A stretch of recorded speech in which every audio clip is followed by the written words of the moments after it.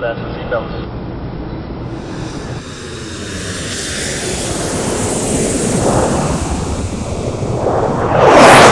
Again, we're boarding first class, local services, 100,000 mile flyer, in anyone that is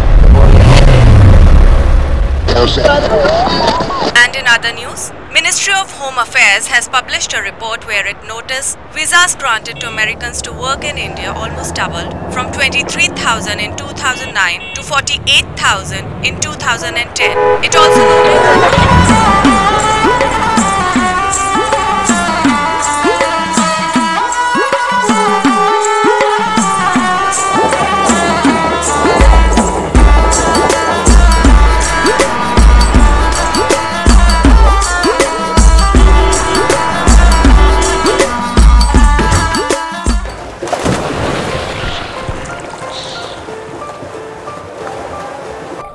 The first time I came to India was around 2004. I came traveling for 6 months.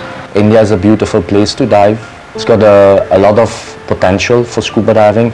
It's got 2 stunning island groups, Andaman Islands, Lakshadweep Islands, which are still largely unexplored, you know, to the world, and it's just an untouched destination full of adventure, full of discovery.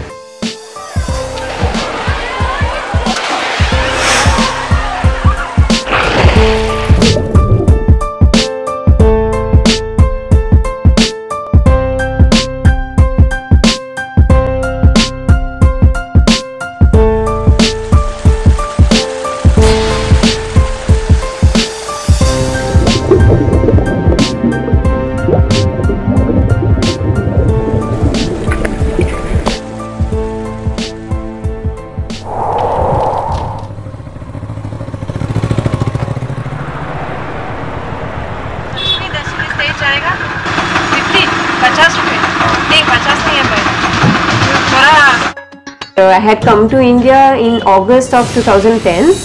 Basically, at that point of time, I had completed my graduation. I had worked over there also for approximately 6 months, and I wanted to have this experience abroad. So I have joined an organization there in Brazil, which works with this kind of exchange programs.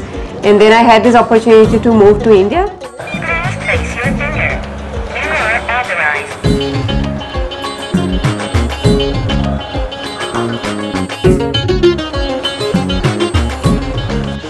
सब ठीक है?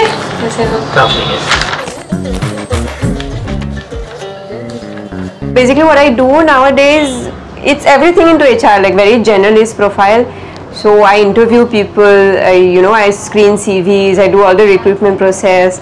I'm taking care also of training, performance appraisals. So overall in HR, I take care of.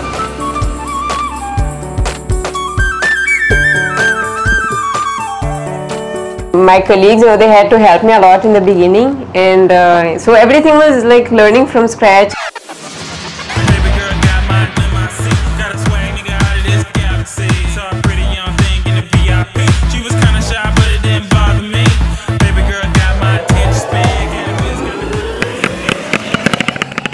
Well, basketball, first of all, has taken me around the world. I've had the opportunity to go to the States on a scholarship through basketball. And ever since that, I played professionally in Australia. I played for the N1 tour, and I played in Europe. I know the game here is already very popular. There's a lot of boys and girls that are playing the game, and they're very passionate to get better. So, my main mission is to let them know how to get to that level. So whenever I meet kids and I tell them what's gotten me to that level, what kind of dedication it takes, what kind of training I do. I think if they have these, main key points, they can become a professional athlete and they can see the world. You're always good. You're always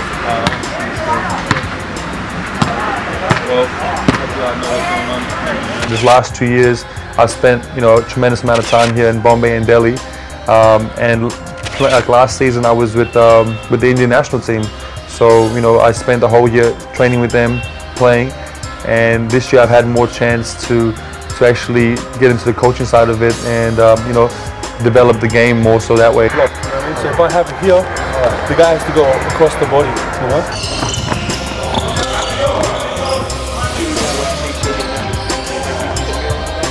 the game always stays with me, and you know, most of the places all over the world the game is played. So, you know, you get the opportunity to play against different players and meet different people through the game. You know, so I think that's very important, and I love the fact that, you know, I've had the opportunity to see the world through the game. So I want to pass it on. You know, I want to spread the word, and I want the game to build up in this country.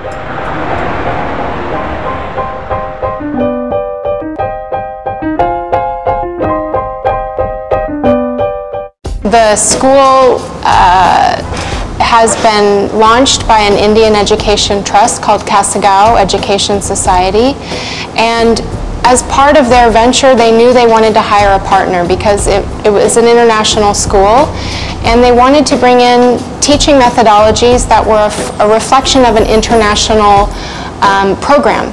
So they chose us. They came to our school one night, I think it was November 2008, and here this group of about 6 Indians showed up and said, we'd like to tour the school. And we showed them around and they said, we'd like to partner with you. I think part of the story has been 2 different communities learning about how to communicate, and the school is a reflection of people sharing knowledge. When I first knew I was coming to India, I did a pin drop on Google Maps, and you know how it kind of pans down onto BKC, and I felt like I was falling into like the moon or something. I couldn't believe how far away it was and how different it was going to be.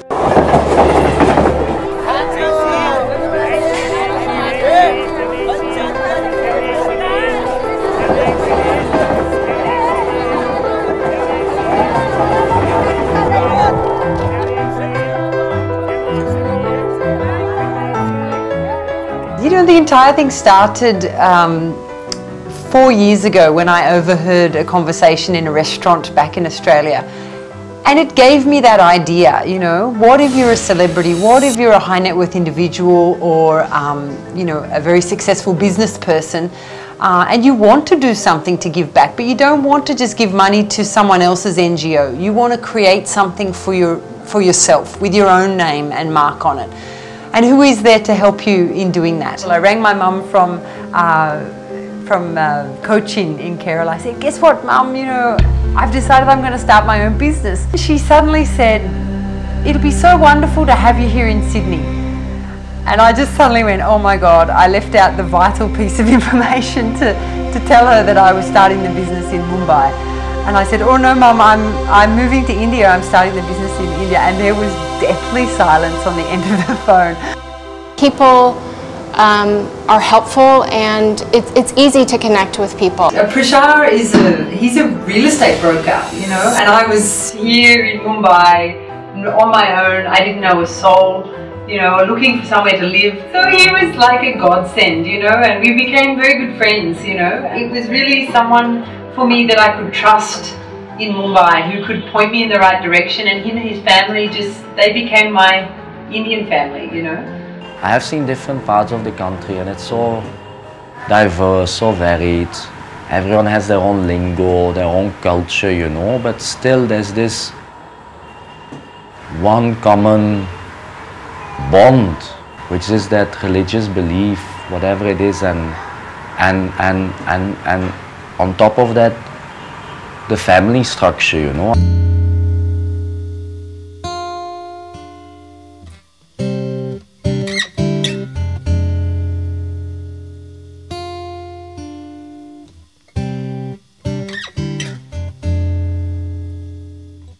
During work, I actually met my future wife.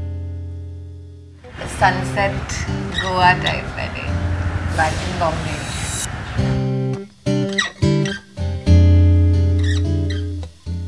I was training with the national team, so you know, we couldn't have my girlfriend stay with me in the camp. So you know, we got a hotel. I was worried because I was like, you know, this is her first time coming to India, and I didn't want her to be shocked and run away. But you know, she took it so well. Like, I mean, she was just like so comfortable with it. She was so excited because she had never seen nothing like that. Really, my favorite part about India is the welcome that you receive from people and the smiles you get from kids and adults, and just the openness to The kids. talk. Kids want to talk to you, they want to meet you, they want to practice saying English.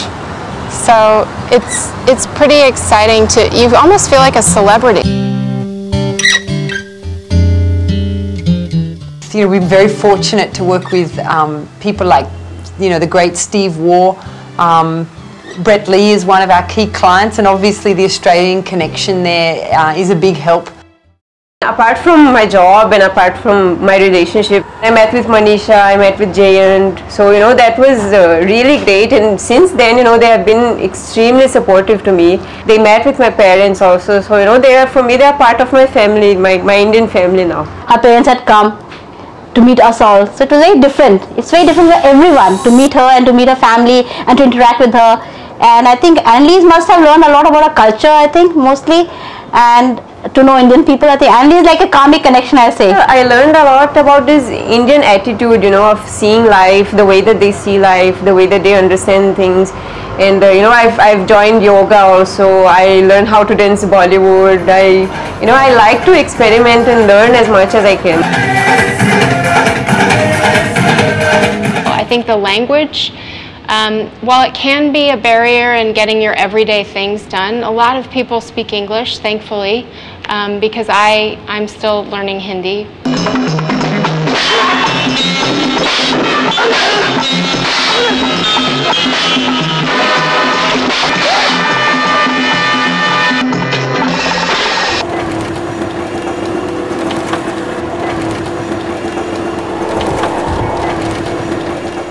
In the beginning, you know, I used to call people and ask, okay, am I speaking to, I don't know, Ashiana? And then she used to say, Hanji. And I was like, no, Ashiana, not Hanji. Is this Ashiana? And I used to ask so many times, and you know, all these funny things used to happen. We showed her the bank. Of course, mine was 5th time and hers was 1st time. She came back. Earlier we used to translate the movies for her, but now she understands them so well. Would ek mirchi please, bhaiya? Ha. Must kana bhaiya. Ekdam must. Swadish kana. I eat all kind of Indian food, you know. I like biryani, I like any kind of fish, mumbil. Mumbil fish is lovely. Mutton. I like my dal, egg curry, bangan bhakta, aloo gobi, aloo matar. You know, I mean everything that make I will eat. The food, I mean, this is the best food in the world. You have all types of food. So if you're non-veg, if you're a vegetarian, there is everything in India, you know, and the spices that you have here, the flavors, you know, my mouth is watering thinking about it. I love the spicier the better, ekdam spicy, I love it. These are very fattening foods, but I really love, you know, the taste is so great and so amazing. I really love chicken biryani. I love butter chicken with naan, butter naan. And bindi also I like. Well, I mean, the food, it goes without saying, the food is fantastic. It's delicious. We don't have Indian food like that in America. It doesn't compare at all. Whenever I travel around the world, if there's a good Indian place to eat, I definitely go and check it out. So, you know, the food is amazing. I've taken it to Brazil also. I've cooked over there Indian food. I've showed it to my family. I gave it to all my relatives to taste. The sweets also I love gulab jamun, I love jalebi. You know, so I'm really passionate about Indian food. It really has been one of the best things. I've learned to cook a lot of Indian food. You know, when I lived in the village in Tamil Nadu, I learned a lot of things from my mum there, my family. And of course there was lots of it. I mean, that's one thing I've learned about Indian culture and hospitality is, you know, the guest is God and you've got to eat.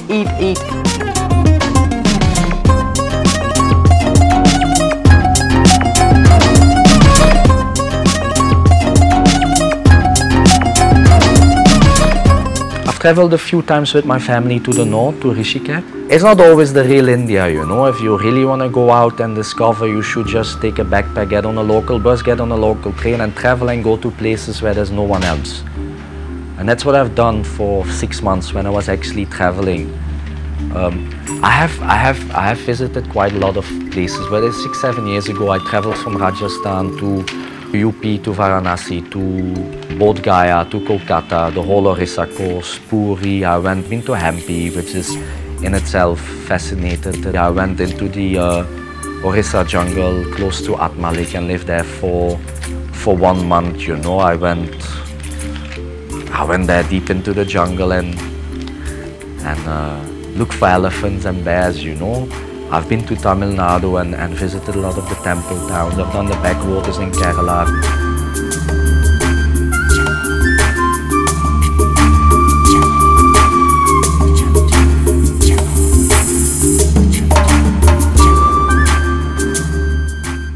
We went to Kerala, which was amazing. We rode elephants and took pictures by the beach and ate really good coconut curry.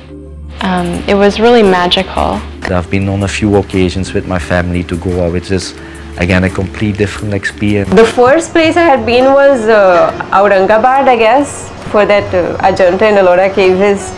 And that was for a weekend, and I used to, you know, like always whenever I had a chance to travel with my friends. So north also I've been to a lot of places, to Varanasi, I've been to Delhi, I've been to Agra 2 times, Delhi some 4 or 5 times I think I have been. For work also I have traveled, I've been to Chennai, I've been to Punjab also, Ludhiana, Jalandhar, Chandigarh.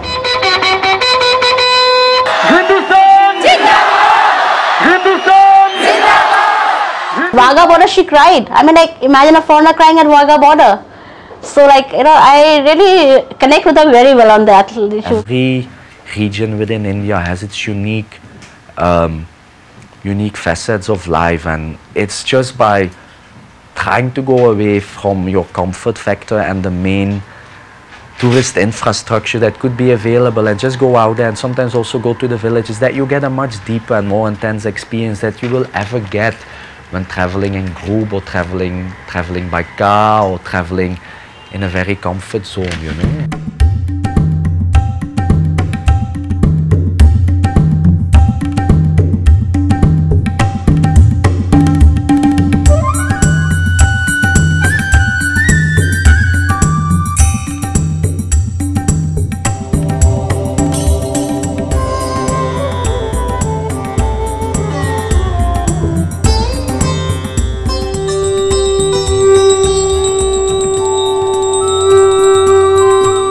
Where I come from in Belgium, most people are Catholic, so I've got a Catholic belief. I'm half Hindu and half Muslim.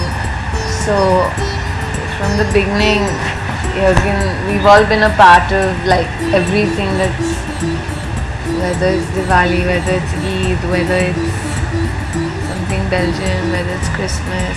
And in a country like Australia, where I grew up, in a remote outback area, we're not exposed to other religions or other cultures so much. I remember the first thing was the Ganesh festival, that one which in Mumbai especially is very big, you know. And that time I used to like enjoy and I remember I went out with my friends, you know, to the streets and then to see how it was happening. And we used to just join that group of people dancing madly and with drums and everything, and we just used to go and dance with them. It's the Diwali festival, the first Diwali festival of her here in Milestone, wherein we have this coming up dressed in a traditional attire. She was totally new to what sari is all about.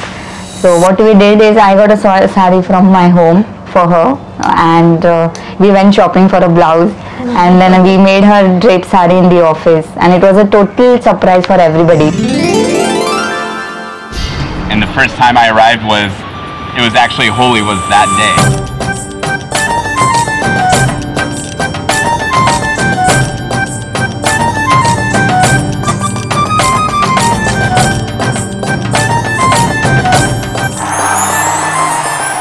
My first taste of India was playing Holi, which is incredible. Actually, I loved it. It was fantastic.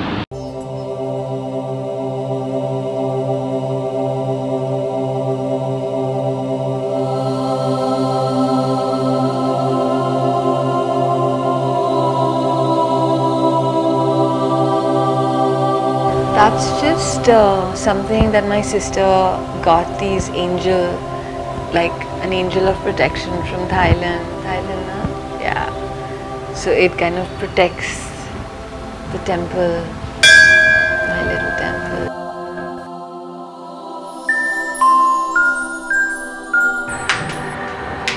I feel it's more important to give her the right basics and values in life than follow a certain path, you know.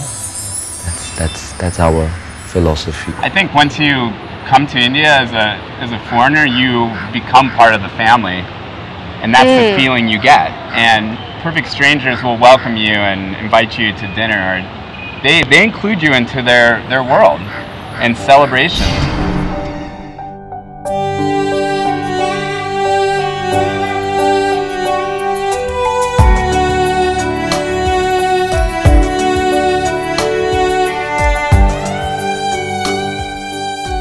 It was really beautiful for me to come here and have that exposure, and to be able to take different bits and pieces from those different religions, those different ways and festivals and celebrations of faith that I think makes India so special and what is so unique about India.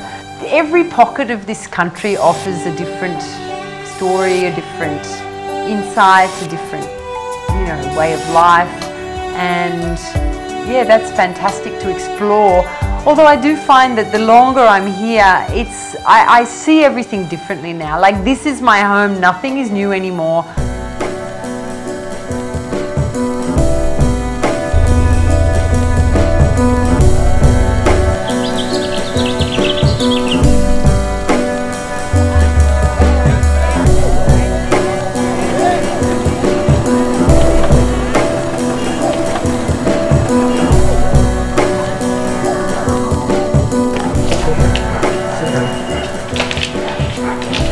The people are so humble and so, I mean, you don't find people around the world that have a heart this big that they do in India. So, when you come back here and you see how the people, how they respond to you, it's one of a kind.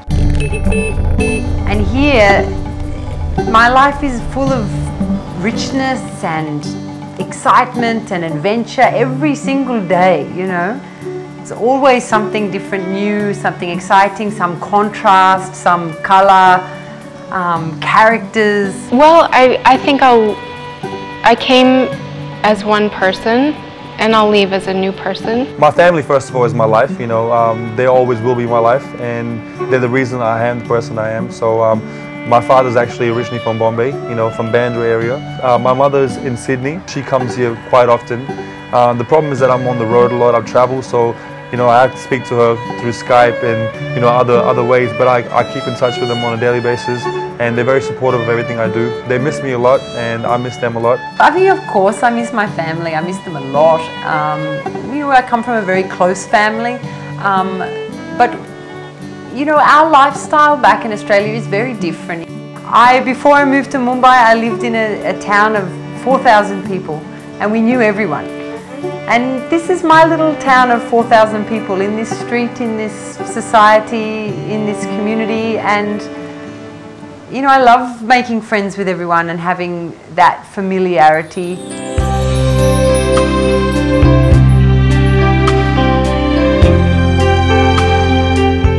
Do one favor for me, go and check out when the boat is ready, chalega, and also see when I can start the painting, because it has to be completed in a few days' time. Okay? Education.